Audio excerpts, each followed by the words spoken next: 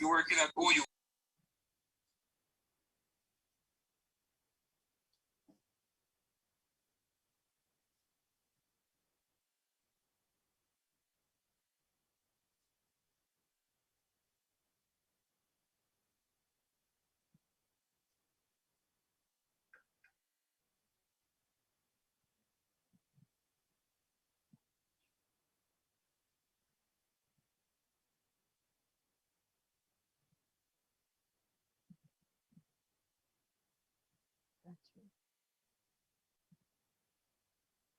Battery is gonna die.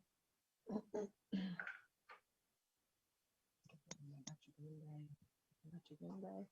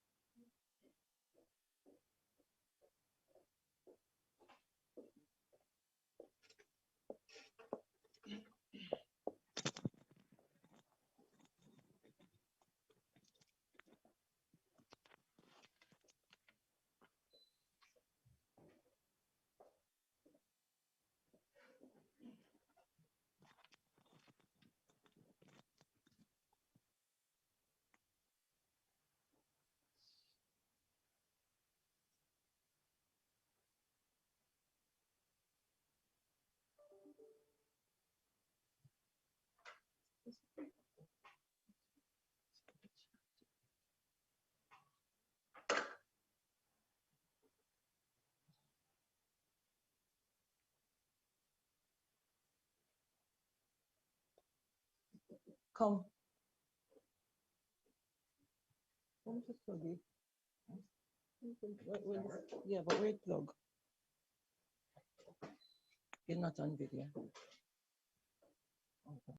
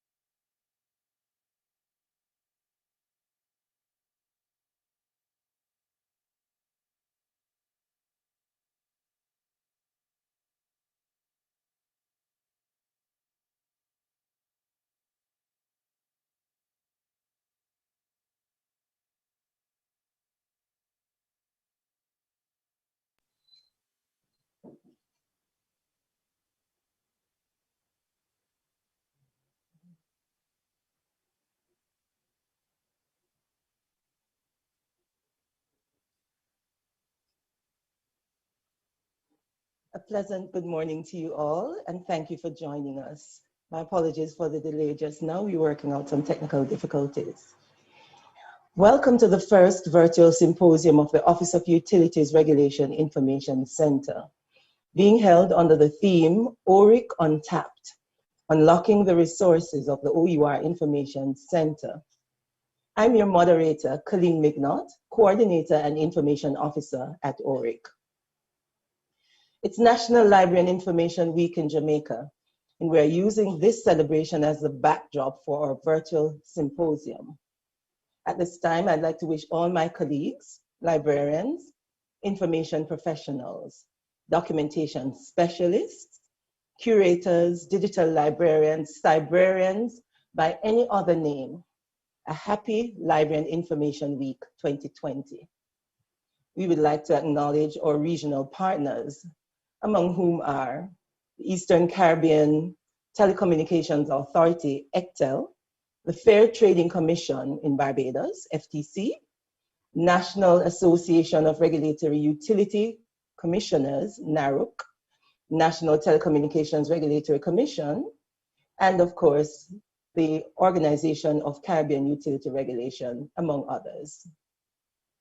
We're happy to have in our presence members of the university community, including the University of the West Indies, University of Technology, University College of the Caribbean, among others. I would like to again acknowledge the librarians represented today in 3 categories: the Government Libraries and Information Network of Jamaica, GLIN, JA, the College Libraries Information Network, COLINET, with David Drisdale, who's at the helm, and you'll hear from him shortly.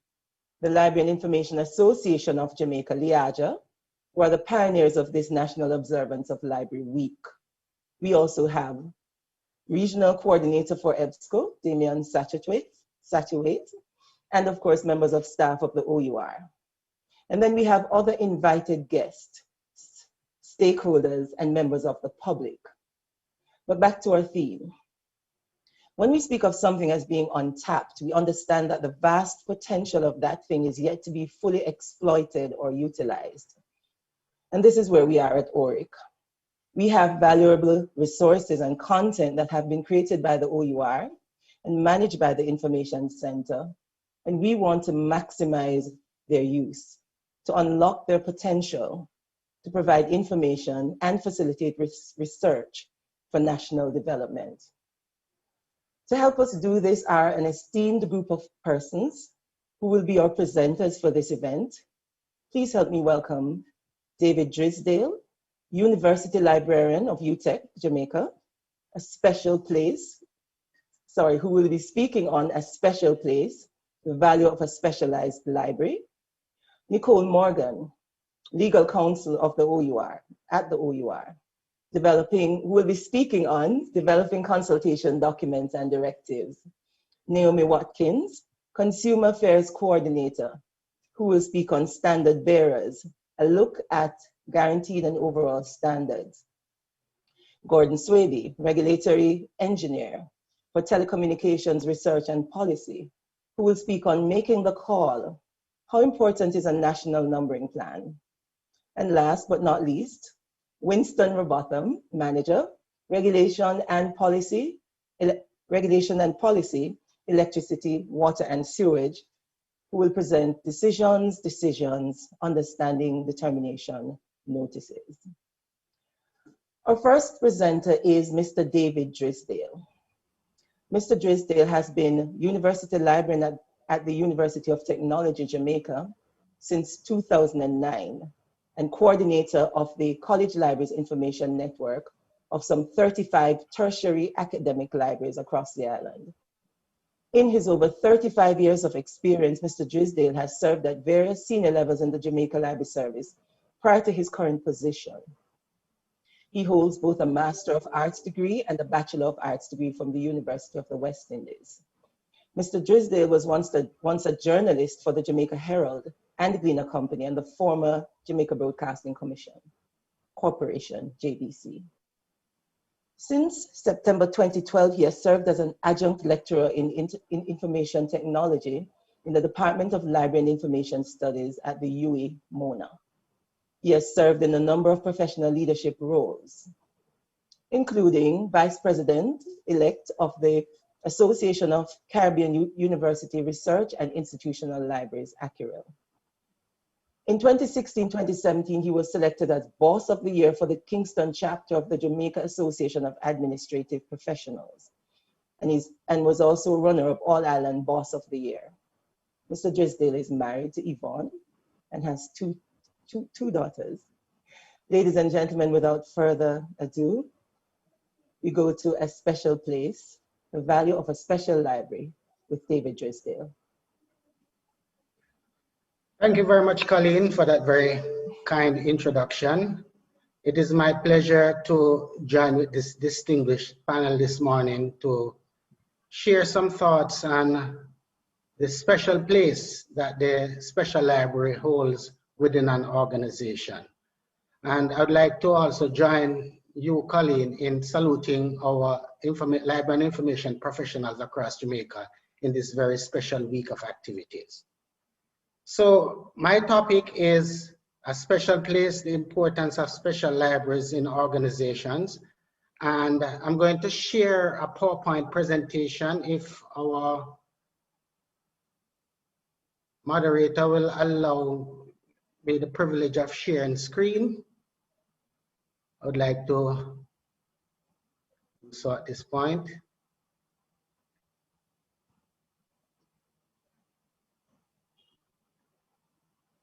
Okay, so there we go.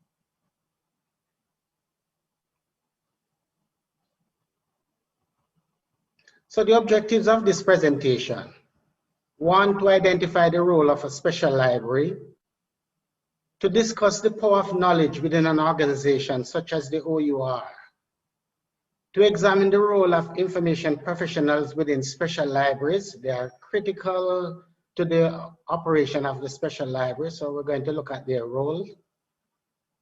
Ponder the future of special libraries in the face of ICTS forcing organizational changes. And in terms of the special library, what is this special place?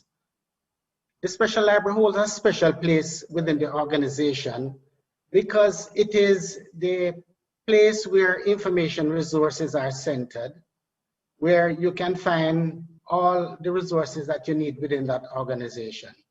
And these information resource centers can be located in corporations, private businesses, government agencies, museums, colleges, hospitals, associations, and other organizations. So you have a wide variety of institutions where you can find special libraries. Now, one of the distinguishing characteristics about a special library is that it houses or it collates specialized information for special needs users. And very often we regard these as unique or special collections. There are different types of special libraries. Special libraries actually come in a variety of shapes, sizes, composition, and play as many varieties of roles within the organization. Right here in Jamaica, within the Government Library and Information Network, we in fact have over 60 special libraries, and some of them are registered with the Library and Information Association of Jamaica, at least some 50 at the last check. So they should be actively involved in activities this week with Library and Information Week going on. Now, this special library is very important because this is the era where data is translated into specialized information from which knowledge comes.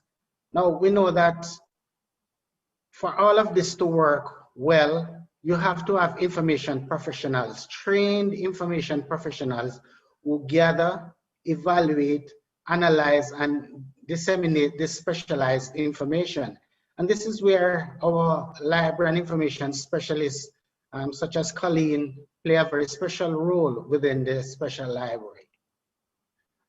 Now, it's interesting to note that the literature shows that these special libraries, they actually come with a variety of names.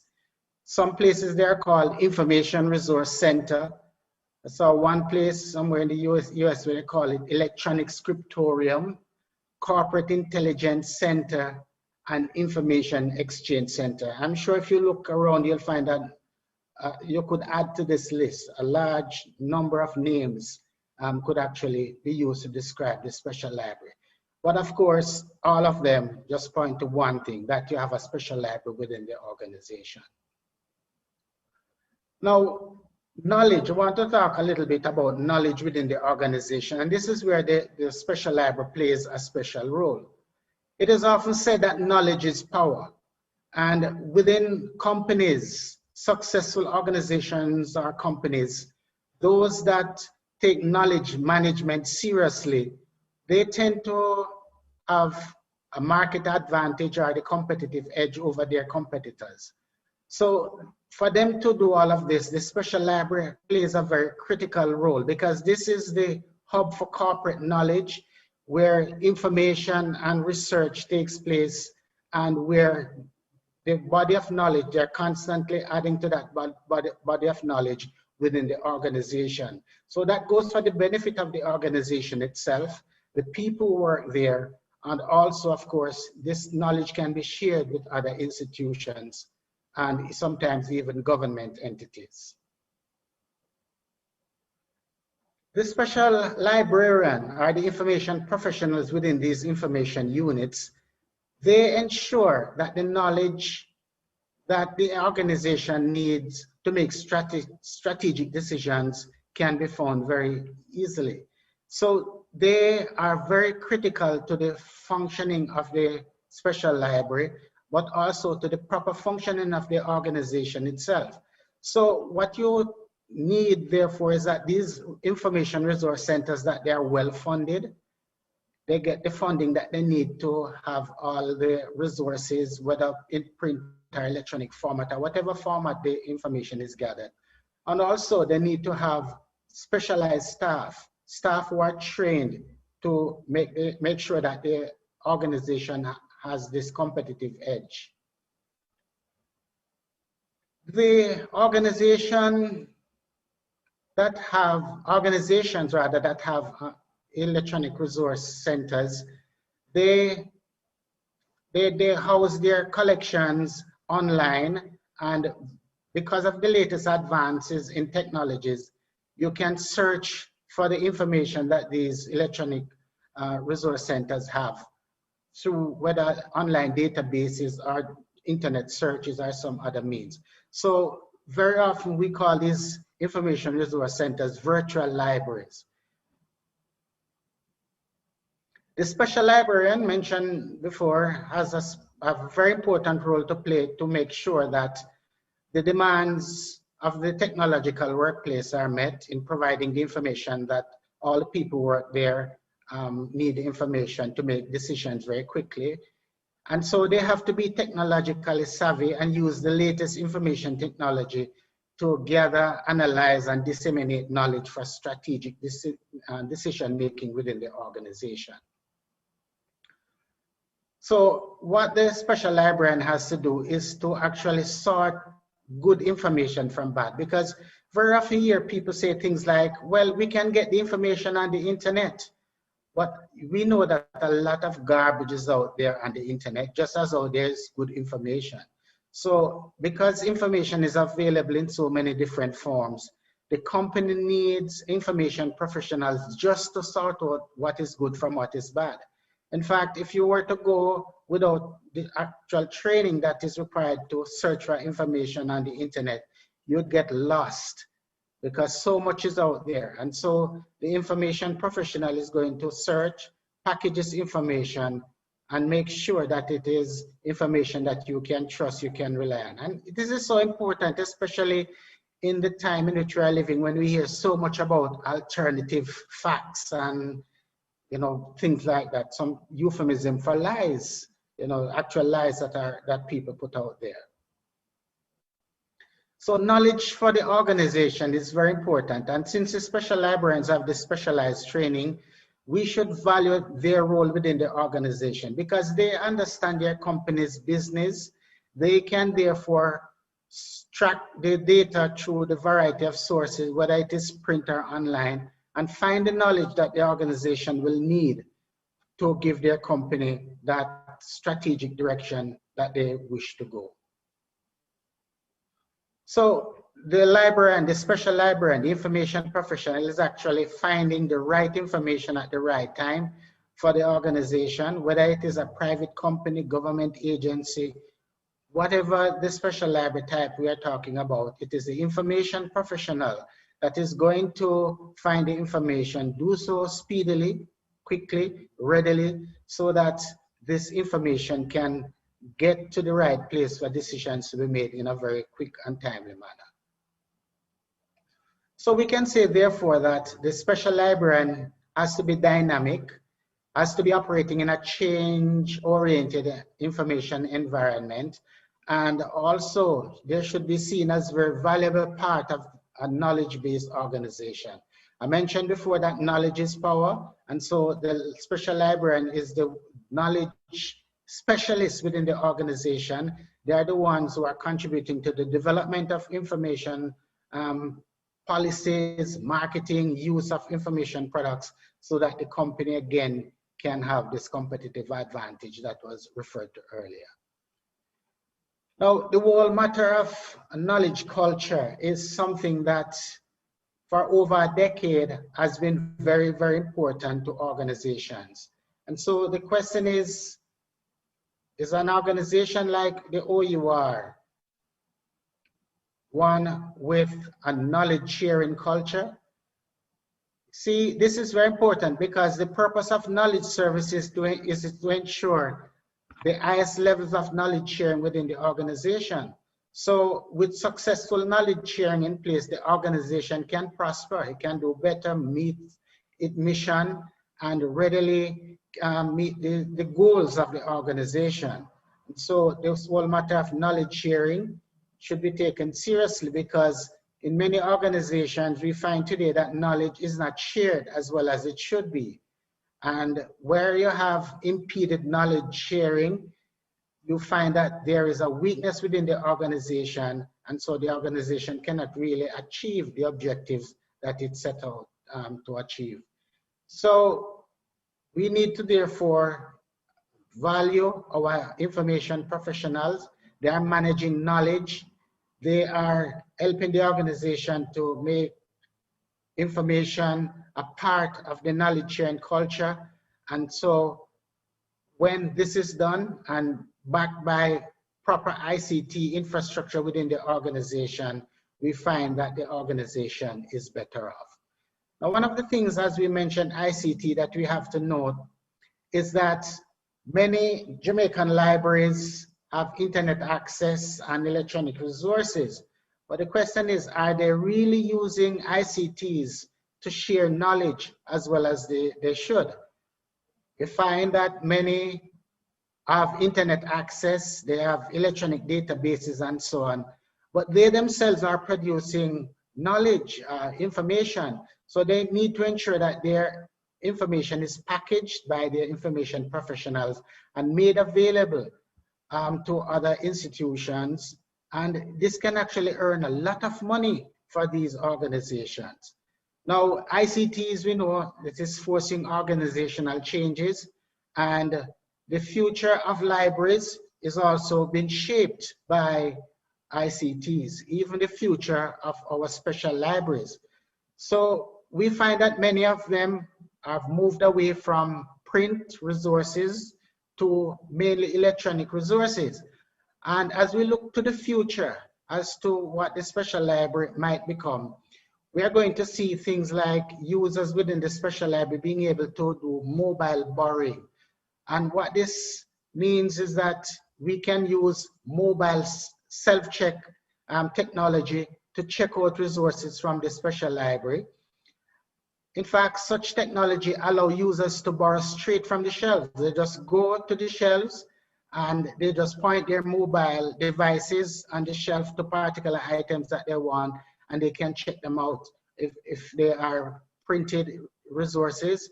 And they also can use their mobile devices to borrow electronic resources from the Information Resource Center within these organizations. So what we're talking about is just clicking the device, pointing it on something on the shelf, and just click borrow, and you're ready to go. This is what many libraries are looking like today. You go in there, you don't see any shelves, you don't see any books, you don't see any magazines. Everything is actually electronic. And so our electronic resource centers, that's the way of the future. And no doubt OUR Information Resource Center is well on its way to being an electronic, a futuristic, I can say, electronic resource center as well. Now, I've put here an article that persons who want this presentation can look at. It's a very interesting article, What's Special About Special Libraries by David Bender. You can see the URL for it there, and you can go and read that as well. And some references as well are posted on the presentation, and you can look at these. But all in all, we can say that the special library is a very special place within the organization. Our information professionals are very, very special. And so during this week of special activity, we want to salute them and salute, of course, the OUR library staff as well. Thank you for your time and attention. And if you have any questions, I'll be able to entertain them in the next minute or so that I have remaining.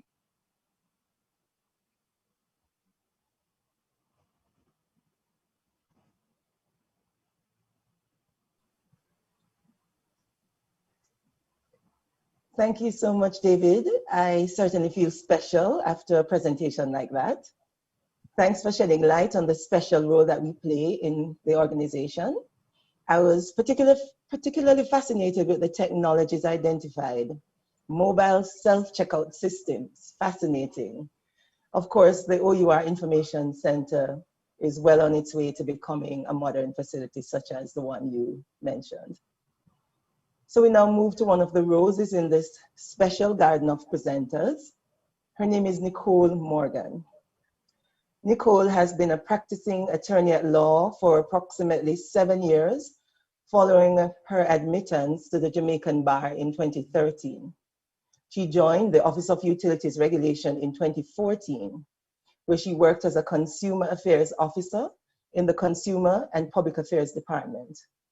In 2015, however, she transitioned to the legal department, assuming the position of legal counsel.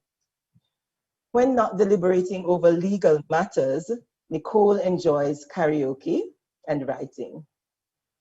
Ladies and gentlemen, I now throw to Nicole Morgan. Thank you so much for that introduction, Colleen. All right, I'm just sharing my presentation.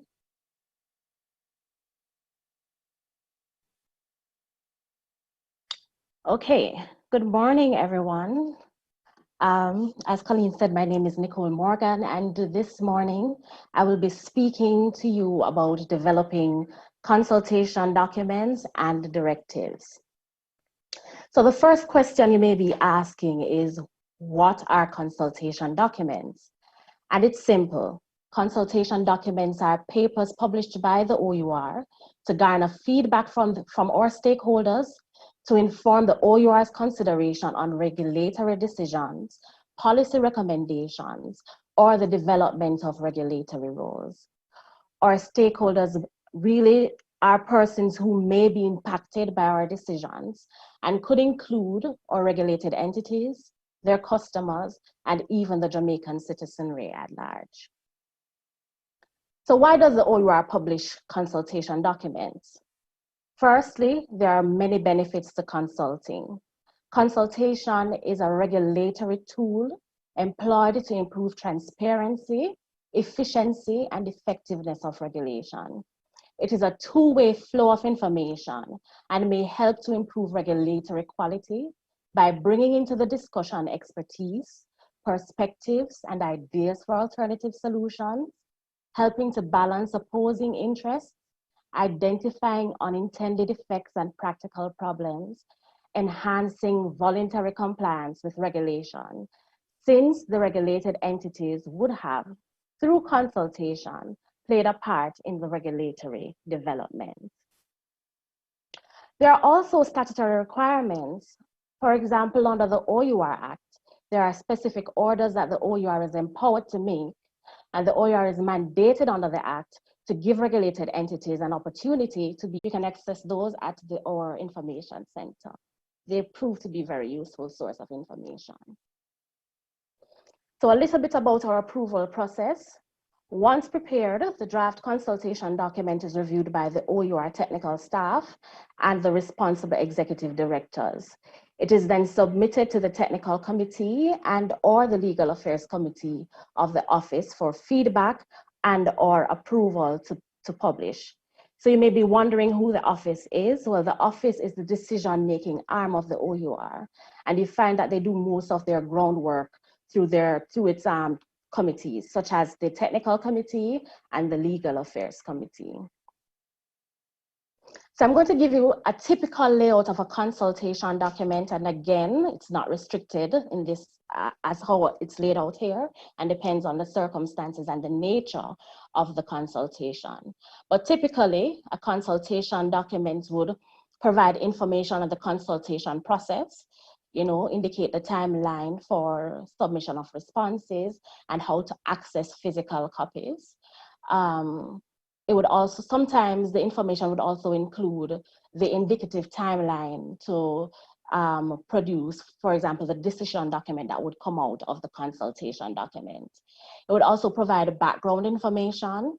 It would detail the OUR's legal authority to address the particular matter. It would detail the findings of any research that has been conducted. It would indicate the OUR's preferred approach to the particular matter. It would detail the reasons for the OUR's preferred approach, seek the stakeholders' feedback on the matters that are detailed in the consultation document. And if the consultation document is regarding rulemaking, the draft rules would also be included. So the stakeholder that is issued by the office, usually to a regulated entity, which requires that a person take or refrain from some action or measure and may specify the manner in which such action or measure must be done. A directive may require a regulated entity to carry out certain acts, cease the performance of certain activities, comply with decisions of the regulator, comply with the terms and conditions of the license, or comply with the provisions of any relevant legislation. When is a directive issued? The OUR Act enables the OUR to take measures, necessary or desirable to encourage competition, protect the interests of consumers, encourage the development of indigenous resources, encourage the development of modern, efficient utility services. The OUR Act also empowers the OUR to give directions to any regulated entity with a view to ensuring that the needs of the consumers are met, the prescribed utility service operates efficiently and in a manner designed to protect the health and well-being of users, protect and preserve the environment, and afford to its customers economical and reliable service. Also, under the OUR Act and the Telecommunications Act, the OUR has express powers to direct regulated entities to provide information. The directive is therefore the tool by which the OUR exercises these specific powers, as well as its general power to regulate in order to influence action or enforce compliance in the regulated sectors. A directive is often issued after the OUR has examined a particular matter or conducted an investigation, whether on its own initiative or as a result of a complaint or query that has been submitted to the OUR. So one of the biggest indicators that a directive may have to be issued is where there is non-compliance on the part of a regulated entity. And there are serious repercussions for not complying with a directive, as this can amount to an offense under the OUR Act and the Telecommunications Act. So I'm going to give you now what a typical structure of a directive looks like. It would usually detail the OUR's power to address the specific matter. It would detail the particular breach or non-compliance. It would indicate the effective date of the directive and the time frame or deadline for compliance, and direct the regulated entity accordingly. The approval process, well, the draft directive would be prepared and then it would be submitted for review by the executives and the legal department. It is then submitted to the technical committee for approval. So not all directives are shared with the public, but are sent directly to the offending regulated entity, but those that are publicly available are posted on the OUR's website, and they may also be accessed at the OUR's Information Center. So I thank you. That is my very short presentation for this morning.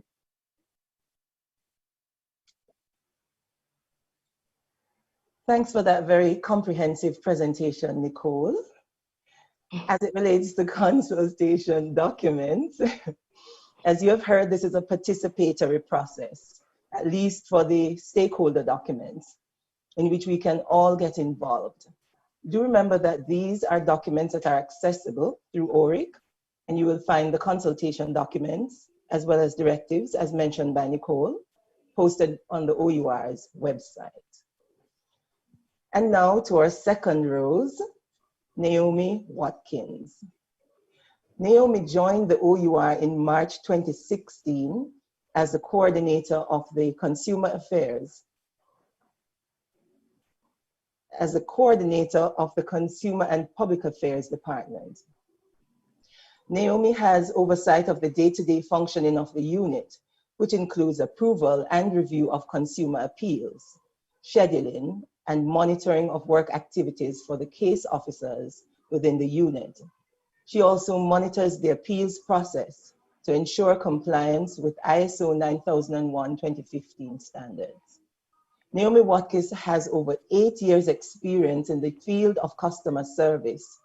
She has academic qualifications in business and law. She enjoys mentoring, all things sports, and current affairs. Please help me welcome Naomi Watkins.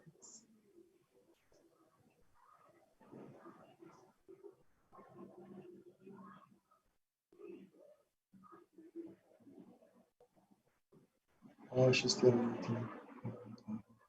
Sorry. Good morning. Thanks, Colleen, for your kind words, and thanks for sharing with us that we have in place. I'll be looking at two types of standards. I'll be looking at overall standards and guarantee standards. The overall standards don't come with compensation for the customers. However, the guarantee standards do. Overall standards examples of overall standards include service disruption notification. So for instance, for JPS, when there is a planned outage, the customers are to be notified, be given at least a 48 hours notification. Similarly, for water, there are standards in terms of notification, which is dependent on how long the outage is supposed to be. So 12 hours notification for outages, that's going to last for more than 4 hours. There are also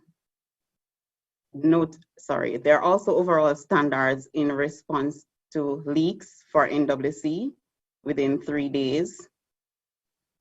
There, in terms of electricity, 24 hours restoration during normal times. And I will say normal times because there are events that are deemed force majeure. So during storms, like now we're having pandemic, so there may be issues if there's a particular community that has been shut down, or even like this week when we have heavy rainfalls where some roads are impassable, or the adverse weather conditions will not permit the teams to respond within those timelines. But the standards are there. There are also standards for water as it relates to quality that's set by the Ministry of Health and Wellness as well as NEPA. In regards to the guaranteed standards, no, those customers can actually get compensatory payment when there are breaches. So I'll be concentrating on NWC, our major water provider, and JPS. There are also small water providers with guaranteed service standards, but we'll not be looking at those today. For NWC and JPS combined, there are actually 35 guaranteed standards. There are standards relating to, and this is across both sectors, the timeline within which to acknowledge written responses from customers, as well as to provide responses to their complaints. And I picked this particular standard because persons often say, oh, I'm not going to bother to write to the service providers because nothing is going to happen. And I am here to say that's not true. They are indeed required to respond to, not only respond, but acknowledge within a specified timeline, which is 5 working days, and provide a response or an update in the case of NWC within 30 working days. There are also timelines within which service connections are supposed to be done. There are provisos or certain conditions that are to be met. So for instance, in the case of electricity, there may be a simple connection wherein the person lives close to the JPS service lines. There may be instances, however, where an extension is required. So that's different. There are also guaranteed service standards for service connection for National Water Commission. And another guaranteed service standard, which is very common and a lot of breaches too, especially for our electricity providers, relates to estimated billing. And the standard is that customers are not to receive more than 2 consecutive estimated bills where there is access to the premises. Unfortunately, as I said, there are a number of breaches in this area. In terms of breaches for the guaranteed service standards, as was stated earlier, there are compensatory payments. For the case of JPS, all except one of their standards, the compensation is done automatically. So the compensation is applied to the customer's account. In the case of the National Water Commission, some of the standards require customers submitting a claim form, while others, in other instances, it's automatic. In the last quarterly report that we published, JPS paid out over $35 million for breaches of the standards, while NWC paid out over $200,000. And one of the difference you can see with the JPS and the NWC is based on the fact that for NWC, about close to half of the standards, you're required to submit claim forms. And not only are you required to submit claim forms, there is a time within which you're to submit the claim forms, which is 120 days. The compensatory amount for electricity is the equivalent of the reconnection fee, while for water, it is linked to the service charge or the customer charge.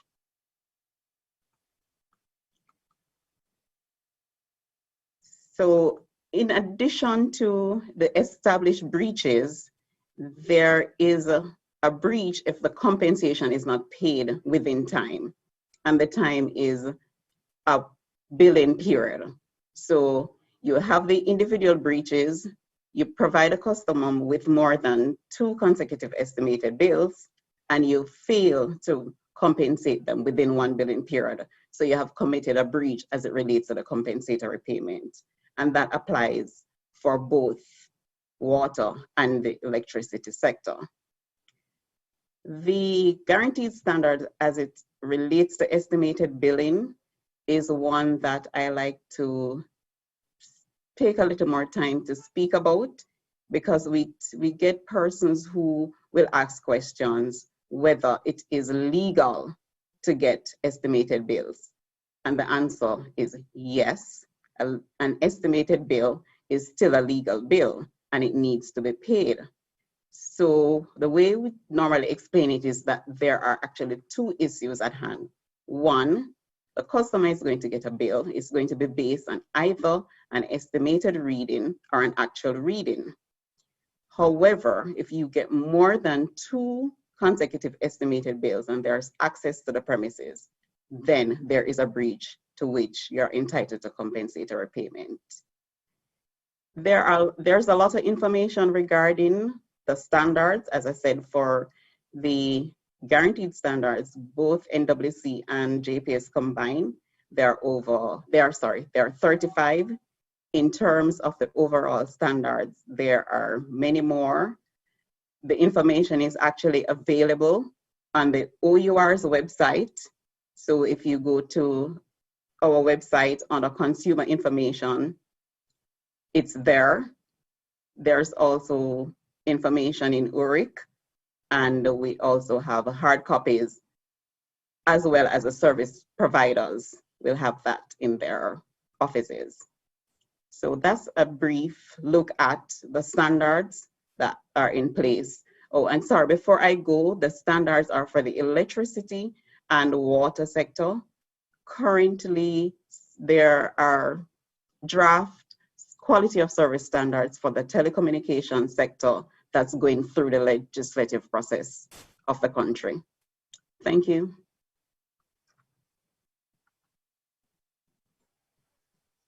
Thanks, Colleen? Naomi. Yes, I'm here. Thank you so much for that presentation.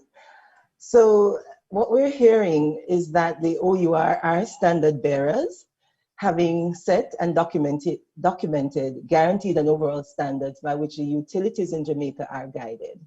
They can't just operate on their own. To get a closer look at these documents, as Naomi has indicated, you may visit our website or just ask your information officer. She's here to help. So now to the other part of the rose. I did not say thorn. His name is Gordon Swaby. Gordon is a telecoms engineer with over 10 years experience in the public and private sector, involved in key areas such as transmission, network planning, and telecoms regulation in Jamaica. This experience has allowed appreciation for the broad spectrum of issues impacting the industry and society. He's a past student of Campion College, the University of the West Indies, St. Augustine, where he earned his BSc, that is Bachelor of Science, in Electrical Engineering, and an MBA in Banking and Finance from the Mona School of Business at the University of the West Indies, Mona.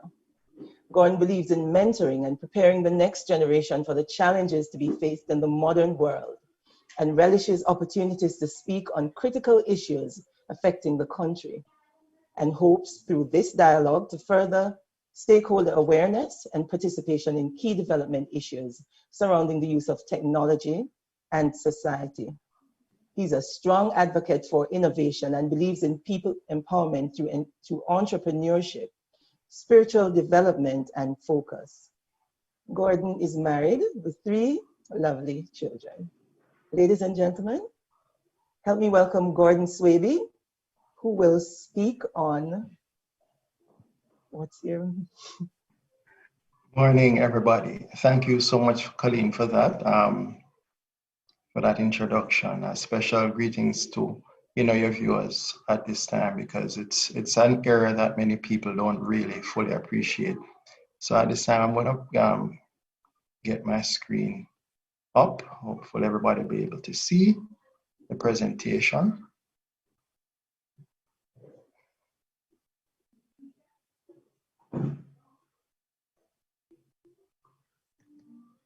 Okay, it's coming up.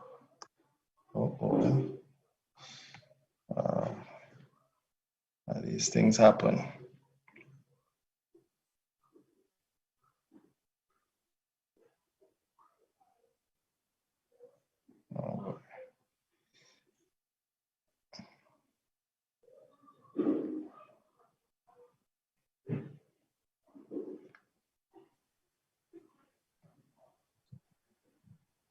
So Gordon's presentation is entitled, Making the Call, How Important is a National Numbering Plan?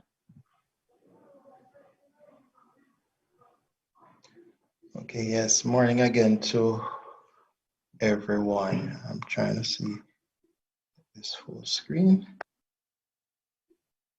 Yes.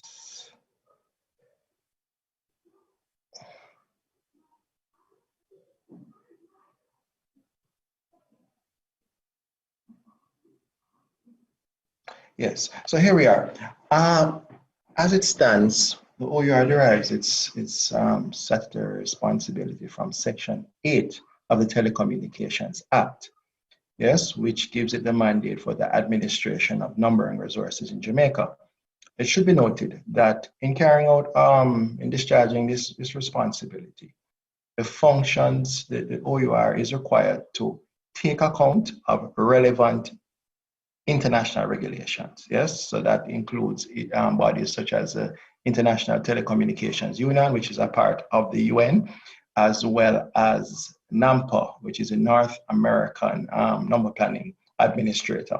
So as you go down, you'll see how these bodies play a part in informing how we do what we do.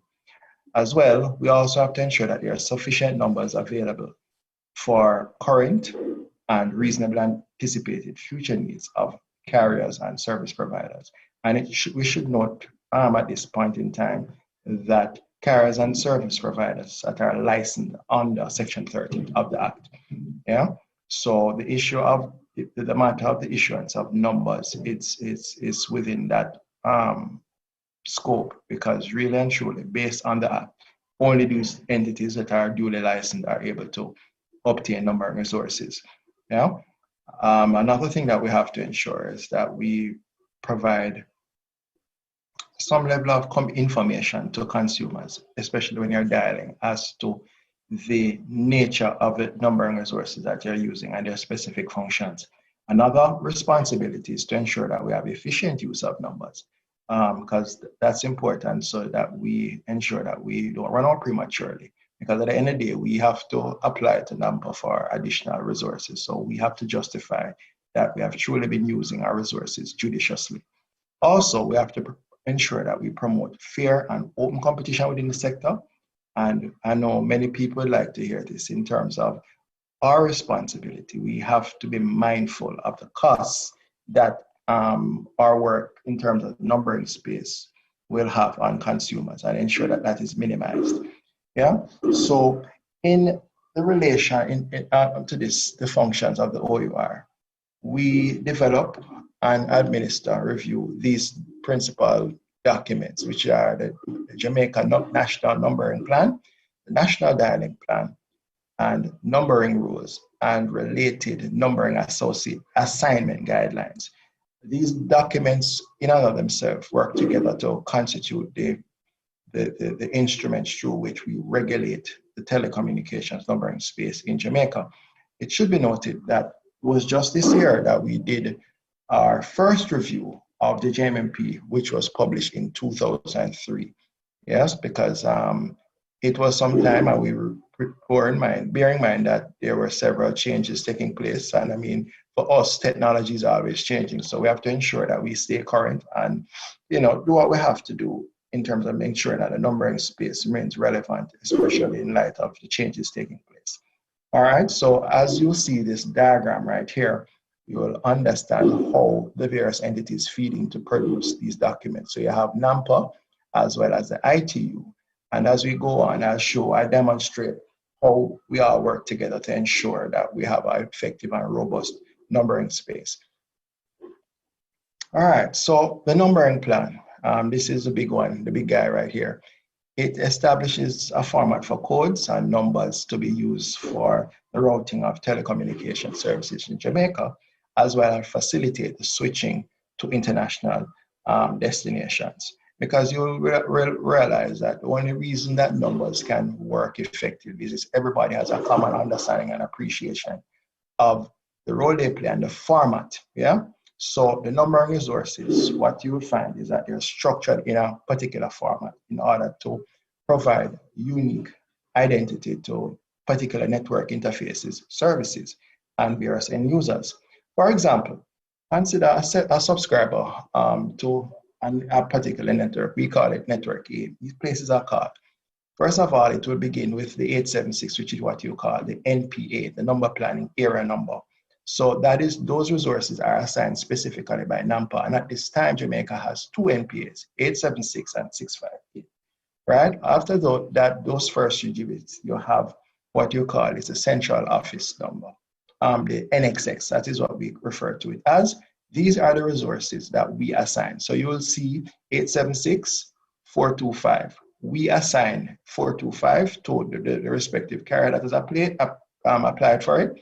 And within that block, they would assign these resources to their particular subscribers. Another example is the local toll-free numbers, which also take a particular format. You will notice that there's a distinction between local toll-free numbers and also toll-free numbers for outside of Jamaica, which is we call NAMP toll-free numbers. So our local toll-free numbers take the format of 888, and then the other digits can be will take any value from 0 to 9. What you will see that is differentiated from NAMP toll-free numbers in the manner that I've described, where N can take any value from 2 to 9. So in that way, we distinguish the space, and also it requires the use of a 1 before the number. Yes, we also have the National Dialing Plan, which details the dialing formats of various numbering resources used in Jamaica.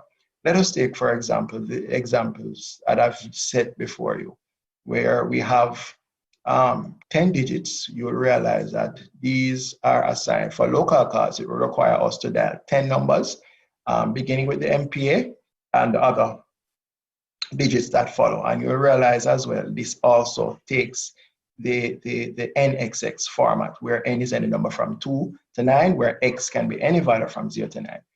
Another one is in terms of call to other NAM countries. You will recall, if you're calling America, you will have to dial 1 and then the number. So 1 through 5, I think probably that would be Miami.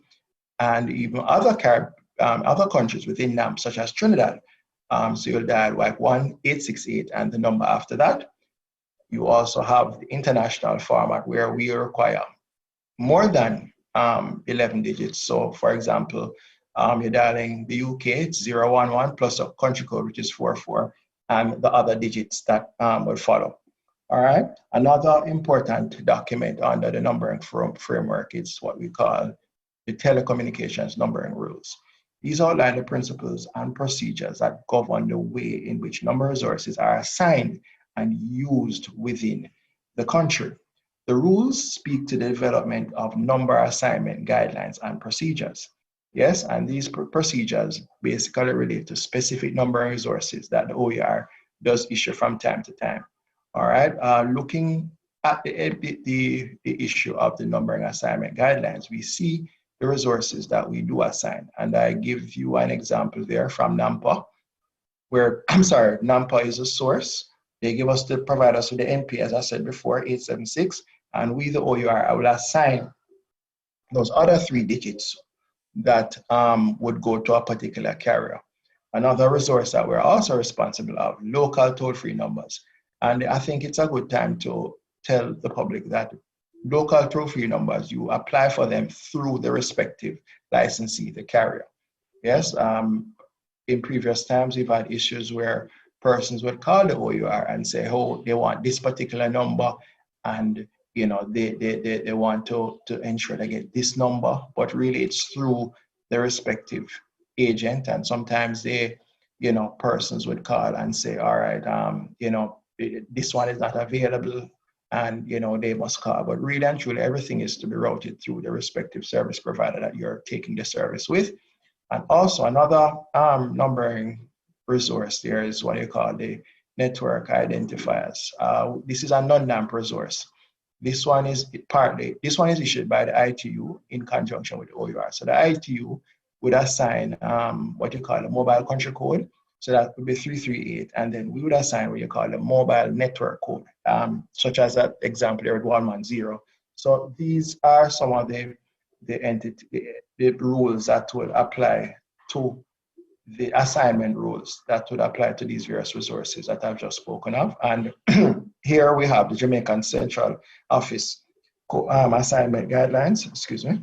So these are the regular phone numbers that you dial, and as I spoke to earlier, they would be assigned by us. So for example, 876-425, or you have 876-850, that those, the second set of numbers, the second 3 digits would be assigned by us, where it would always be preceded by the MP. Another one is the International Mobile Subscriber Identity.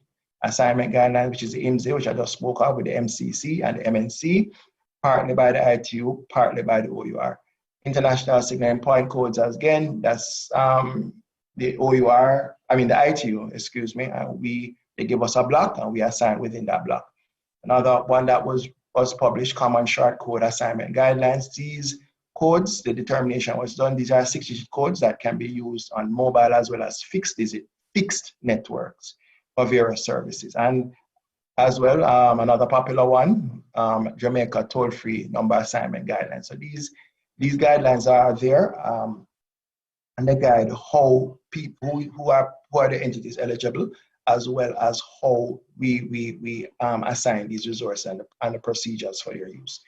So another thing that we look at, numbering space can be broken down into specific areas, categories of numbers. So first of all, we have what you call our geographic numbers. Geographic numbers, these numbers are numbers that route to on a fixed network. So they're usually associated with a fixed location. The typical allocation and assignment are in blocks of 10,000. So as I spoke to earlier, you would have the NPA, which is 876, followed by the central office guidelines, the central office number, which would be, in the case of the example, the 968. And that would be assigned to a carrier who would then have the authority to assign any number within that block based on the needs of their subscribers. Okay, so another one that we look at is what you call mobile numbers. These numbers, the service is geographically independent and they're routed to the service provider on a mobile network. Similarly, as with the geographic numbers, they too are assigned in 10,000 blocks numbers as well. They too have a standard length of 10 digits, right? And just as in the example previously, you have the NPA, which is 876, and then the central office code, which is 874, and everything after that, the carrier would the entity, the licensee would assign it to their subscribers as needed. Yeah, another category that we also treat with is the one of special services. So these services, these numbers relate to, they are geographically neutral, and they typically are allocated to services which may have high social value. All right, and they have they're a little bit different in that we may assign in terms of 10,000 blocks numbers or even less. All right, and a prime example of this, from you see 876-444, you think immediately of a Rising Star or Altogether Sync. So you will have various, like what they call vote lines, persons vote and do what they have to do. So these are what you call the special service numbers. All right, another popular category is what I call the service access numbers. So these are numbers such as the 109 codes, which typically have a common meaning across operators. For example, 119, we know that's police, and you also have like the 114 that you dial for directory, a directory query. The other category is that of the network identification codes. So it's a unique identifier of the geographic market, network, or subscriber. And these are ones that I spoke to earlier: mobile country code and MNC, mobile network code.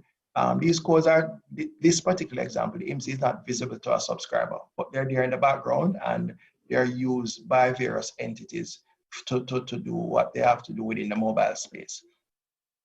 All right, so as it relates to this presentation, any further information that you may require, we would direct you to OURIC, who would source whatever documents that are available, such as the number and assignments guides, which can be quite useful, especially as you seek to inform yourself and subsequently make an application as a licensee under the Act. And it will also state the particular requirements that you need to satisfy the eligibility requirements in order to to obtain a particular assignment. So at this time, thank you very much for this time and sharing in terms of the numbering space, and we look forward to continue serving you at the OUR. Thank you very much. Thanks, Gordon. Well, I'm sure you didn't know that the OUR had such a major hand in the assignment of our area codes and toll-free numbers. Yes, big revelations. Lots of technical terms there, but no worries. Just make a quick call to OURIC and we can break them down for you. Thanks again, Gordon. And now we move to our final presentation, decisions, understanding determination notices, which will be done by Winston Robotham. Winston is a certified regulation specialist who obtained a Master of Science degree in economics and a Bachelor of Science degree in economics and statistics honors from the University of the West Indies, Mona.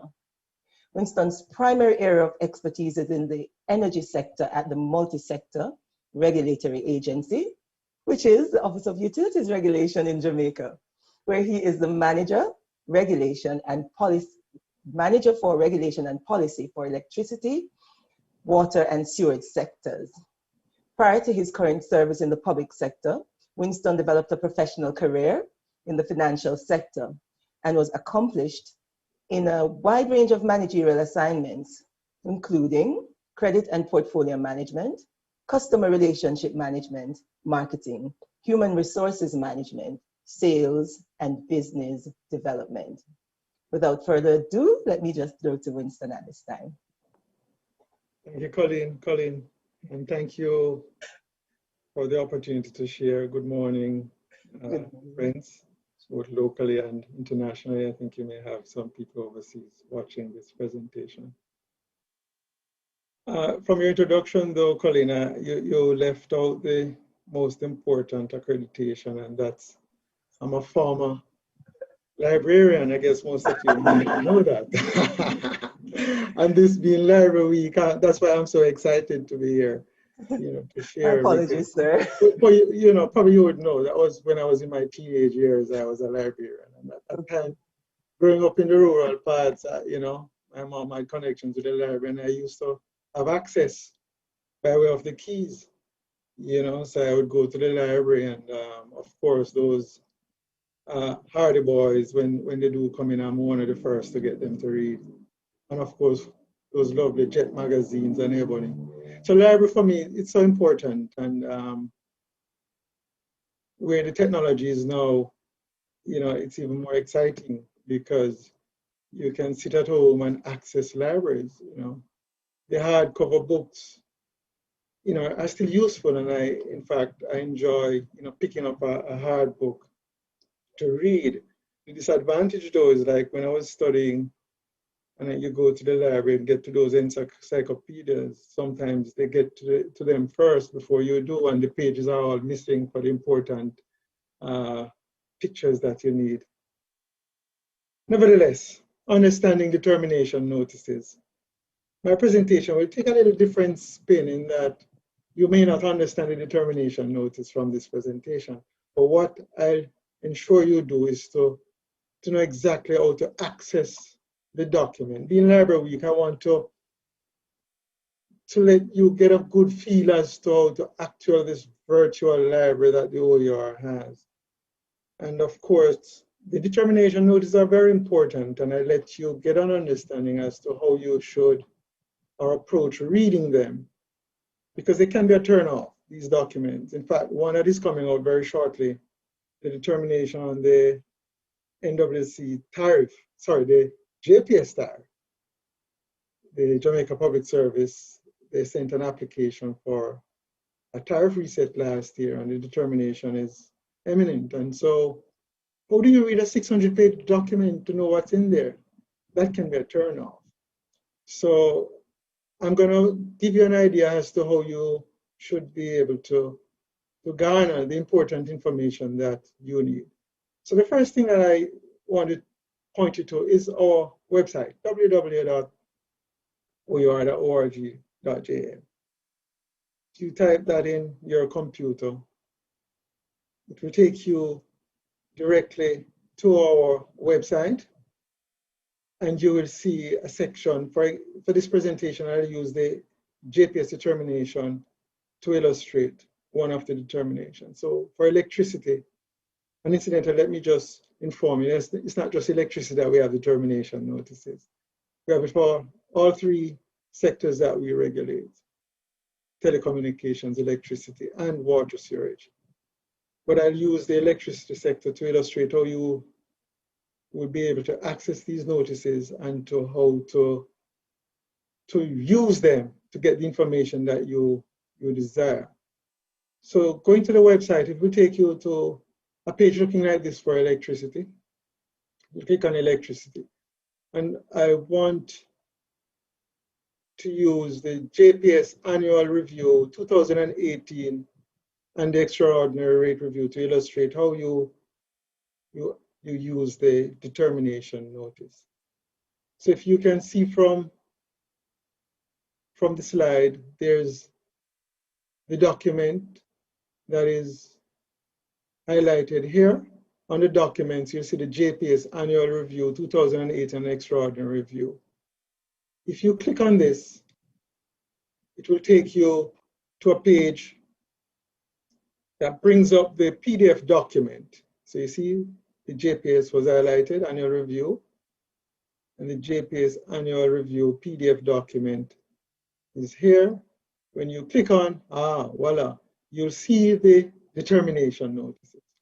So that's it with the library. We'll have to know how to use our virtual library to get to the documents. And of course, when you get to the document, how do you get the information? Because as I say, you can have notices up to 600 pages. And for those who study public tertiary levels, you may not even get a chance to read a full chapter in your textbook.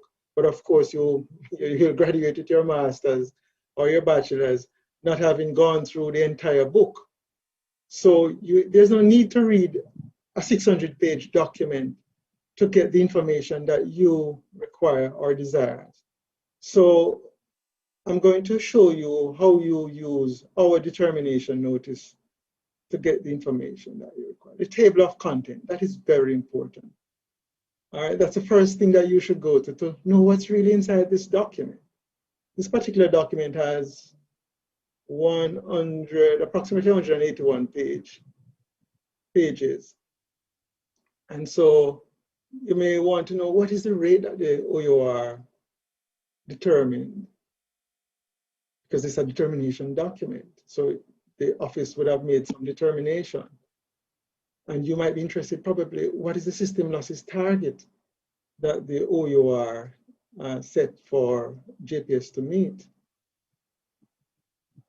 So the first chapter in this document, the determination notice, is the executive summary. So what it is telling me is that it's a summary of all that's within the document. And so if I look in this summary, I should be able to get a good picture as to all that encompass this 181-page document. So it's always useful for you to read the executive summary, because that in and of itself will give you the essence of what's there. And of course, you could probably walk away boasting that you would have read the entire document. And of course, there's a legal framework in which the OUR would make its decision, because a lot of times things get contested.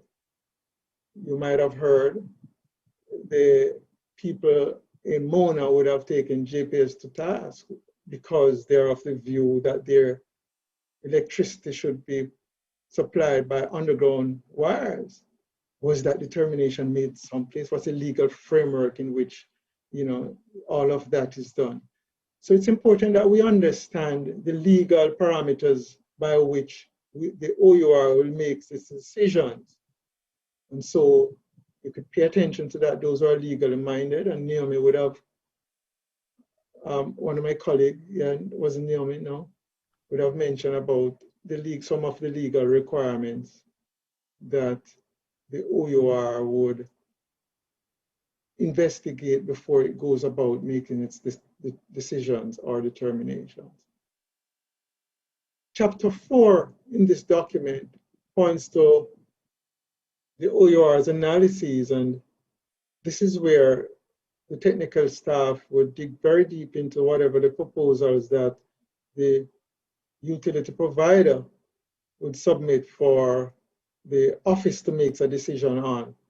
And this is where the rigor of the analysis will take place. And for those who are academically inclined, you may want to understand a little more of the economics behind the prices that are set. The engineers would have dig deep into how the network is to be configured, and some of those decisions that goes into the heat rate or the system losses in this case. For telecommunications, Gordon would have mentioned about numbering systems. So if you look into a determination notice for telecommunications and would want to get a better understanding of what he would have presented, you would check your table of content and you will go to the section that will point to the detailed analyses, and that is where you will get a better understanding of what's really in the determination notices. So the full analysis will be covered in a particular chapter in those documents. And this is what will take place when you look at like a Z factor and the tariff design in this document in chapter 8, fuel cost adjustment mechanism, and so forth and so on, and the annexes, which are the supporting documents that would have assisted in informing whatever decisions that's presented in the determination notice. So it's very important that you pay attention to the table of content before you start digging into the body of the document. You might get lost, as you do sometimes when you go into these physical libraries too. The first thing to do is probably go to your librarian to ask where you can find a particular book that you would be interested to read. I've visited some huge libraries internationally too, and I love libraries. And when you go to some of these libraries, there are 4, 5, 6 stories. And so which section, where do you go? Where do you find what information? My colleague David mentioned about the virtual library, and there's a slide that somehow, you know, I questioned because he showed the future OUR with just computers and no books on any shelves. Who would love that boring library? Maybe not. But of course, that's the way the technology is going. But of course, we still have to deal with the hardcover books. And of course, how you navigate both the virtual space and the physical space. There's a method to it, or you'll get lost. The definitions and acronyms, they're also very important. You'll be reading a determination notice, and you just see a lot of symbols, a lot of acronyms, abbreviations, and you don't know what they mean. There is a section in the determination notice that spells out what the acronyms are, and it will guide you, and it also has some definitions, and it will help to, you know, assist you in better understanding what's within the document. For example, you see a CAIDI, C-A-I-D-I. What's CAIDI? It's of course the customer average interruption duration index. You'll probably see this when you look at the quality of service standards or Q factor that the OER determined. That is the amount of interruptions that JPS is allowed before it suffers a penalty. And so it's important that you also familiarize yourselves with the definitions and acronyms, the document, so that you'll get a better understanding. And my final slide will show you examples of some of the determinations that within this notice, because it's a determination notice, so they have a lot of determinations, decisions that the office would have made on a particular submission from a utility provider. In this case, it's the annual review in 2018, and the first determination within that document was one on the growth rate. So the office first decision there was having verified the accuracy of the parameters in JPS's rate of growth equation, the office approves a growth rate of inflation and an exchange rate designated as DI of 19.28%. So the full document would have illustrated how to arrive at the decision, and at the end of the evaluation and analysis, you'll see a determination box that tells you in summary what the decision is on that particular matter. So you pay attention to those determination boxes, because that will give you the sum total of all the verbiage that you would have seen that preceded the decision. And of course, these again are summarized in the executive summary. if you don't go to the full body of the document. So you see a number of them: termination 2 that speaks to a Q factor, termination 3 speaks to the whack, and you again might ask, what is whack? It's not the whacker that you use to cut the grass. No, it is not. If you go to your definition, you'll see that it is the weighted average cost of capital. So don't be put off when you see the acronyms in the body of the document. Go back to your page of acronyms and definitions and you get an understanding. And here's another. So you see they come in different form and sizes. This one is a bit longer. It's a determination on the technical losses, non-technical losses.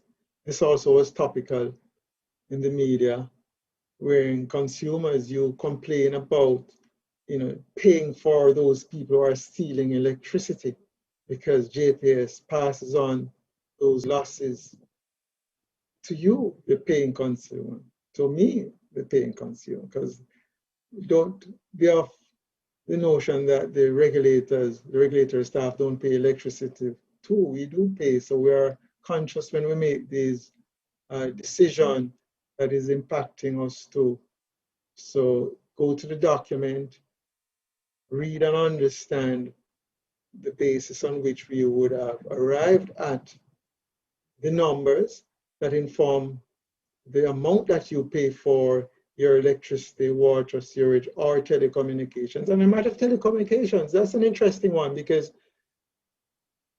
possibly Jamaica has the lowest mobile termination rate. I think it's pennies for termination rates. In fact, my relatives abroad, they don't call me, I call them. Why? Because they send the money for me to buy the credit here in Jamaica so that I can call. It's much cheaper. If they call me, it's too expensive for them because we have much lower termination rates.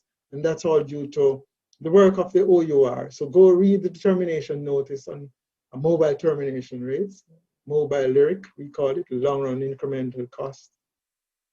And so it's interesting what these determination documents will show. And I see we have about 55, 60 people here. It's the people who really want the information that are here, and it's all buried in the documents. And that's why Library Week is so important that we give people the opportunity to understand how to use the library, because useful information is there and knowledge maketh a man. And I'm really thankful that I get this opportunity to share, so that you look out come the end of this month into next month, you'll see 600 pages of document, a determination notice on electricity rate. I'm sure you're all going to be digging in, understanding how to read through that rubble. So thank you all. Thank you, Colleen. I throw back to you.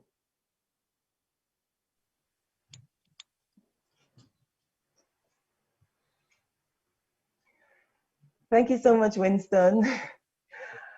Winston has determined that he was a librarian in his former life. How did I ever miss that? Winston, I loved your presentation, your demonstrations were clear. Thanks also for acknowledging the interconnections between us and how important it is for the organization to be integrally involved with the library or information unit. Ladies and gentlemen, at this time, we will allow a few minutes for any questions that you may have for our panelists. You may submit them in the Q&A section at the bottom of your Zoom screen.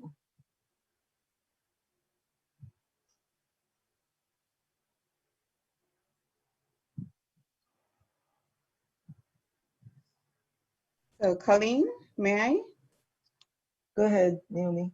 Right, so there's someone who asked a question regarding estimated billing. Person was saying the estimated bills are high. There is actually a guaranteed standard that speak to how estimated bills are calculated. It's based on your last 3 actual readings. So all things being equal, an estimated bill should be in line with your consumption. Also to note that when an actual reading is obtained, your account will be reconciled for any differences in the actual consumption. So if the account was overestimated, then you will get back a credit for the overestimation.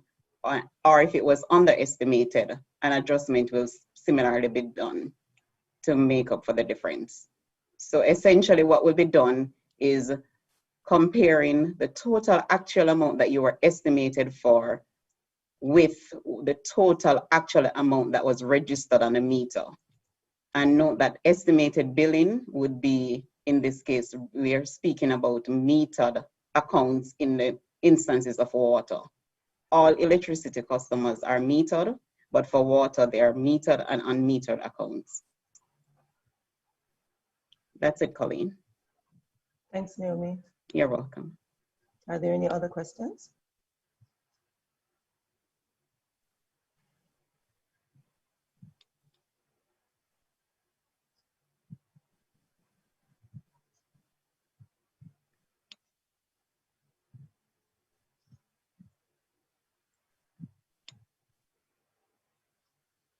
So while you're contemplating your questions, I just want to update you on some of the other activities that OURIC will be engaging in for Library Week. We have already done an interview as a part of our radio program inside the OUR. Coming up, we have social media messaging, which we run on our social media platforms, LinkedIn, Instagram, Facebook, and Twitter at the OURJA. We also have a featured ad that will be in the Liaja supplement, as well as a featured article on the OUR Information Center. So you can check out those activities for the upcoming week.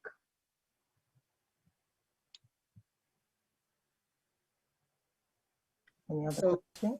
Right, Colleen, there is another question, a follow-up question from the person who is saying that they were always getting estimated bills. Yes. I think this is a classic case of where there needs to be written communication to ascertain what is happening. We won't be able to make a determination in this forum. So this person, could you please send us an email or contact us via phone so we can follow up on your behalf? Or if you indicate the utility provider, we will provide you with the information as to who you are to contact.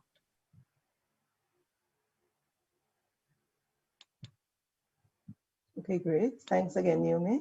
Any other questions?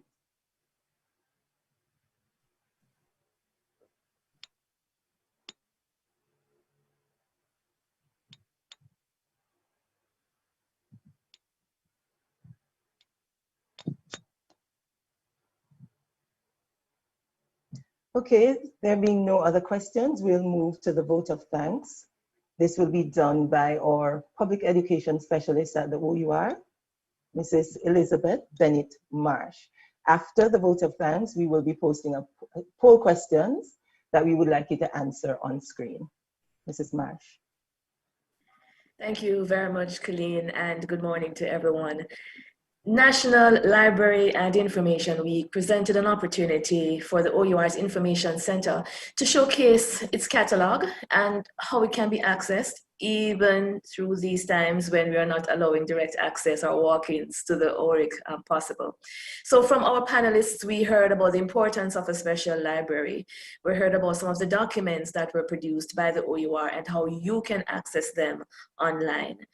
I want to thank our panelists for not hesitating to contact us when we first asked them to be a part of this symposium. David Drisdale, librarian from UTech, Naomi Watkins, our consumer affairs coordinator, Nicole Morgan, our legal counsel, Gordon Swaby, who is a regulatory engineer in our telecommunications sector, unit, I beg your pardon, and Winston Robotham, who's the manager for regulatory and policy matters covering electricity and water and sewage sectors.